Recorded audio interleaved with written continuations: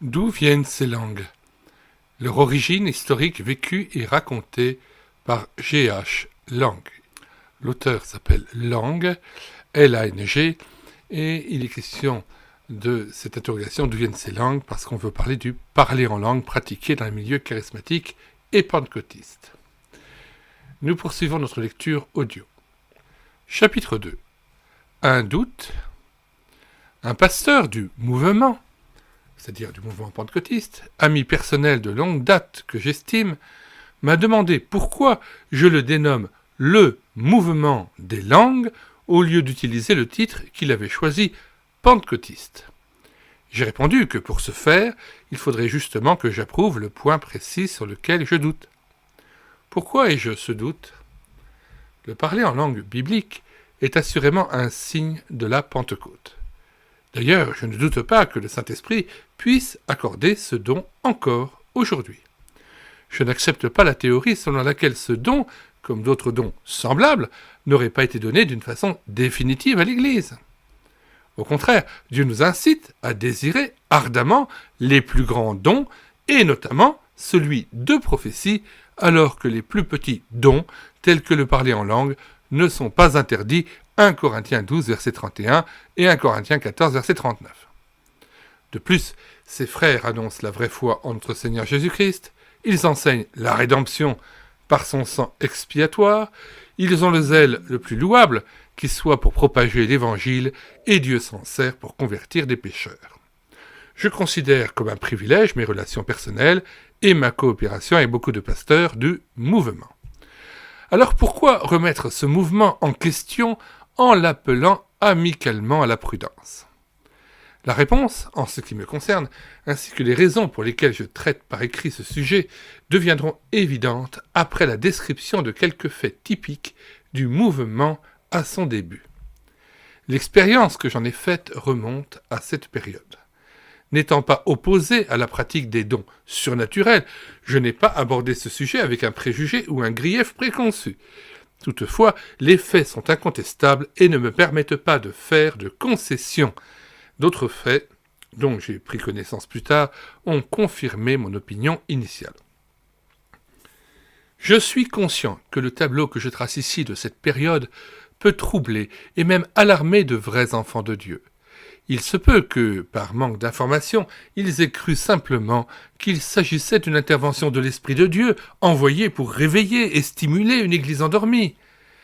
Pour pouvoir juger avec un esprit serein et tout à fait honnête ce qui va à l'encontre des opinions qui nous sont chères, il faut être solide spirituellement. Ceux qui auront par l'esprit, avec un E majuscule, cette qualité morale, constateront que ce livre n'a pas pour but de les éloigner du domaine des choses surnaturelles. Mais après l'avoir lu, ils pourront au contraire mieux discerner entre ce qui est divin et humain, entre les choses célestes et terrestres, entre les actions de l'esprit de vérité et les contrefaçons du grand menteur et imposteur. Si donc le Fils vous affranchit, vous serez réellement libre. Jean chapitre 8, verset 36. Vous serez réellement libre de pénétrer sans danger dans cette haute sphère du royaume de Dieu que la Pentecôte, acte 2, a ouverte à tous les croyants, mais que tous ne connaissent pas. D'autres, parmi ceux qui l'ont recherché même honnêtement, se sont égarés dans un domaine surnaturel voisin, dont les contrefaçons déçoivent et dont les conséquences désastreuses sont lourdes. Chapitre 3. L'Assemblée de Dieu, entre guillemets. Cette vaste communauté parfaitement bien organisée naquit en 1886, 20 ans avant les événements de Los Angeles dont nous venons de parler. Elle débuta au Tennessee, USA, parmi une population rurale disséminée en pleine campagne. La plupart d'entre eux étaient illettrés et ne possédaient que quelques livres. Dans l'ensemble, ils étaient religieux bien que dénués de ce qui fait la force de la piété. Si l'on a eu l'occasion de lire les faits illégaux qui étaient commis et la violence qui se pratiquait à l'époque, actes qui n'étaient même pas réprimés par les autorités, on peut se faire une idée des conditions morales et sociales qui sévissaient alors dans ces régions rurales des USA. Un pasteur baptiste, R.G. Spurling, était affligé de la pauvreté spirituelle qui régnait. Il se consacra entièrement à la prière et à la lecture de la Bible. Quelques-uns se joignirent à lui. En 1886, comme ils se rendirent compte qu'ils ne devaient pas s'attendre à un réveil général des églises, 9 personnes formèrent une association chrétienne. Elle avait l'objectif louable, et pas entièrement basé sur l'écriture, de restaurer la chrétienté primitive et d'arriver à l'unité de toutes les dénominations. Il est évident qu'une telle expectative est en contradiction avec ce que la parole de Dieu tout entière a clairement annoncé, à savoir que le christianisme va vers un déclin aboutissant à l'apostasie finale. Quand le Fils de l'homme viendra, trouvera-t-il la foi sur la terre ? Luc chapitre 18, verset 8. Au cours de cette étude, il est indispensable de se souvenir que ce petit groupe n'avait, dès le départ, qu'une médiocre connaissance de la Bible. Il leur était donc difficile de pouvoir juger des choses spirituelles. Malgré une violente opposition, leur influence grandissait et ils devenaient plus nombreux. Parmi les premiers évangélistes, certains étaient fervents et persuasifs. Ils parlaient surtout de la sainteté personnelle, mais ils n'enseignaient pas la certitude immédiate de la vie éternelle. Ils la rejetaient même totalement. Pourtant, des hommes manifestement mauvais se convertissaient et d'autres parvenaient à une expérience de sanctification, mais ces expériences ne se traduisaient jamais par un changement durable et profond de tout leur être. Il y avait en fait beaucoup d'émotivité spirituelle.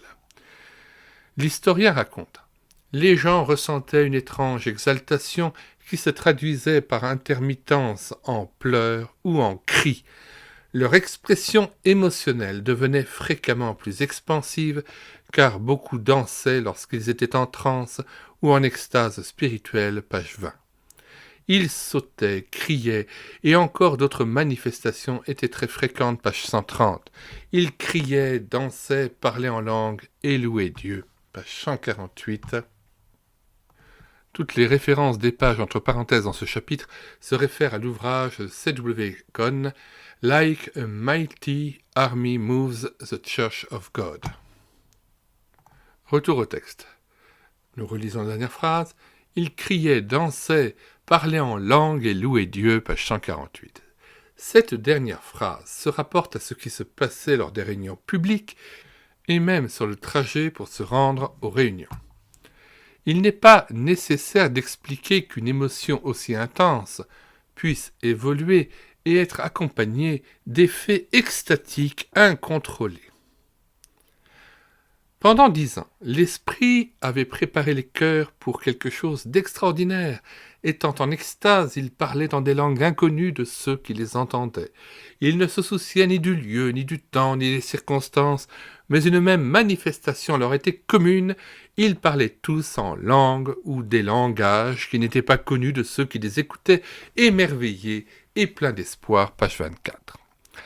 Ils examinèrent les Écritures et ils en conclurent que ce qui se passait était un renouveau de la Pentecôte de Césarée et d'Éphèse.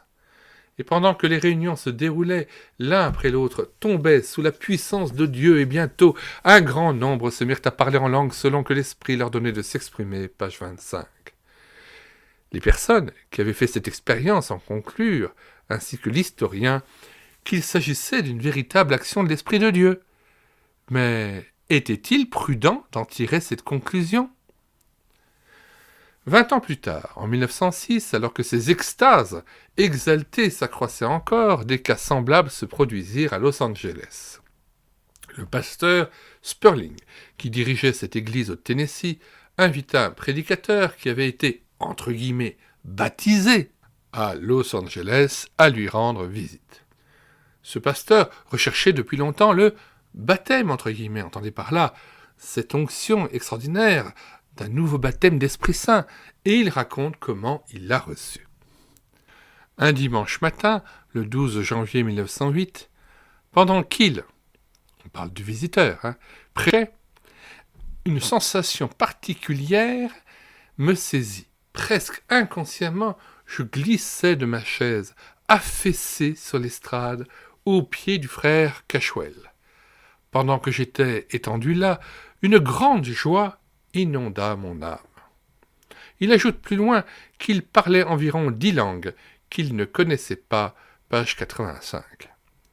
Paul parlait en langue plus que tous, et il déclare « Mais dans l'Église, j'aime mieux dire 5 paroles avec mon intelligence afin d'instruire les autres que 10 000 paroles en langue. » 1 Corinthiens 14, verset 19. Or, dans le cas que nous venons de citer, il n'y a pas eu d'interprétation. Sur 10 000 mots en langue, même pas 5 mots étaient intelligibles. Pour pallier à cette objection, on se référait au cas suivant qui était survenu le 25 août de la même année. Le culte était rempli de la présence divine et 65 à 70 personnes s'étaient avancées vers ce qu'on appelait l'autel. Nous conservons la traduction littérale du mot « autel » tel qu'il est employé dans ces citations par les adhérents du mouvement. Toutefois, il ne faut pas l'entendre au sens biblique, il s'agissait simplement d'une estrade sur laquelle était dressée la table de la Sainte Seine. Ce jeune chrétien, complètement accablé, s'avança vers la table sainte. Terrassé par la souffrance de son âme, il tomba dans la poussière de l'allée centrale. On le transporta jusqu'à l'autel, et en un instant, lui qui cherchait humblement fut baptisé dans le Saint-Esprit, et il se mit à parler en langue. Lui qui était auparavant d'un tempérament calme, renfermé, effacé, était alors devenu exubérant, débordant et bavard. Sous le charme de l'esprit, il se releva de l'autel où il était resté étendu, prostré. C'était alors vraiment merveilleux de voir comment l'esprit le transportait d'un côté à l'autre de l'estrade, puis dans une allée, ensuite dans l'autre, pendant qu'il prêchait éloquemment et puissamment dans d'autres langues. Il resta dans cet état durant plusieurs heures. Des Mexicains qui étaient présents attestèrent qu'il parlait en espagnol pendant son discours, pages 89 et 90. Et langue d'ajouter, en note 3, l'auteur ne dit pas ce que les Mexicains comprirent. Le lendemain, il se rendit à la ferme de son père à une dizaine de kilomètres. Il s'assit sur les marches du perron et essaya de leur raconter la joie de vivre et la tranquillité qu'il ressentait dans son cœur.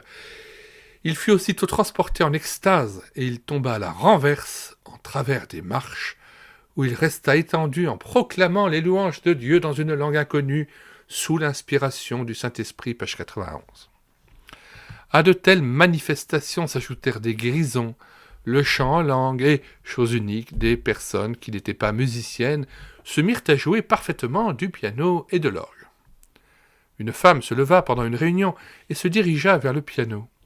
Son mari, sachant qu'elle ne savait pas jouer, le ferma pour éviter un fiasco. Tout en ayant les yeux fortement fermés, elle réussit à se faufiler entre les chaises et atteignit le piano sans problème. Elle l'ouvrit et en joua à merveille. Je me limiterai à décrire encore une autre scène datant de 1914 pour évoquer ses débuts.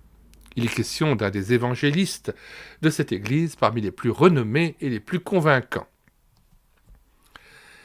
Les réunions atteignaient une telle intensité émotionnelle et la voix de l'évangéliste était tellement retentissante et si pleine de sincérité que les gens tombaient souvent par terre au moment où il les invitait à s'avancer vers l'estrade. Il allait et venait à grands pas dans les allées en désignant du doigt les pécheurs, leur ordonnant de chercher Dieu. Beaucoup de ceux qui s'avançaient tombaient en hurlant de peur ou en extase, page 26. Est-ce que ces témoignages rappellent Jésus lorsqu'il prêchait sur les collines de Galilée ou sur les parvis du temple? Paul parcourait-il à grands pas les allées des synagogues ou de l'aéropage en faisant hurler les gens de peur? Je rappelle que ces exemples et les détails cités ici ne sont pas extraits de critiques hostiles. L'auteur, C.W. Kohn, C.O.2N, n'a pas réfuté ces faits comme s'il s'agissait d'extravagances fausses et regrettables dont les responsables devraient avoir honte aujourd'hui. Il en établit au contraire l'authenticité en tant qu'historien officiel de cette Église. Il les a d'ailleurs sélectionnés pour rédiger son ouvrage 50 ans plus tard. Il a voulu exposer très exactement le caractère propre du mouvement, en accord avec son conseil suprême, entre guillemets, qui en recommandait fortement la lecture. Que notre lecteur juge lui-même si les faits présentés sont bien l'œuvre de l'Esprit Saint et béni de Dieu. Se promener de long en large dans une salle et jouer du piano les yeux fermés. Pleurer, crier, danser, sauter, s'affaisser sur l'estrade publiquement. Tomber à la renverse sur les marches d'escalier, parler sans arrêt, et souvent simultanément dans des langues que personne n'a comprises et qui, pour la plupart, n'ont pas été interprétées, bien que ces deux dernières activités soient expressément interdites en public, 1 Corinthiens 14, versets 27 et 28, que nous lisons maintenant. En est-il qui parle en langue ? Que 2 ou 3 au plus parlent, chacun à son tour, et que quelqu'un interprète. S'il n'y a point d'interprète, qu'on se taise dans l'Église, et qu'on parle à soi-même et à Dieu. Que notre lecteur imagine ce jeune chrétien estimé à la recherche du baptême, entre guillemets. Il se dirige vers l'autel, se sent tout à coup épuisé, il s'effondre dans l'allée, on le transporte inerte jusque devant, il est étendu là, prostré. Et soudain, il est comme transporté de part et d'autre sur l'estrade, puis va et vient par-ci par-là dans les allées tout en prêchant en langue. Que le lecteur considère encore le cas de cet évangéliste bruyant et énergique, allant et venant dans l'assistance, et qui, par sa voix puissante, effraie certains jusqu'à ce qu'ils hurlent. Que le chrétien sérieux, qui connaît bien son Nouveau Testament, essaie de trouver de telles extravagances dans les réunions publiques des Actes des Apôtres, qu'il essaie également de les harmoniser avec l'ordre et la modération préconisés dans 1 Corinthiens 14. Adorer Dieu selon une routine monotone et sans ardeur n'est évidemment pas scripturaire. L'esprit de vie inspirera certes la vie et la vigueur céleste dans les rassemblements où règne la vraie liberté, en apportant la ferveur de l'esprit et la spontanéité d'expression. Par contre, si le Saint-Esprit est réellement l'auteur de ces excès incontrôlés, nous devons forcément admettre que nous n'avons rien compris au Nouveau Testament. Nous mettons dans les commentaires de cette vidéo le lien de téléchargement de cet ouvrage sur médiathèquechrétienne.fr ainsi que le plan de cet ouvrage. Nous vous disons au revoir et à bientôt.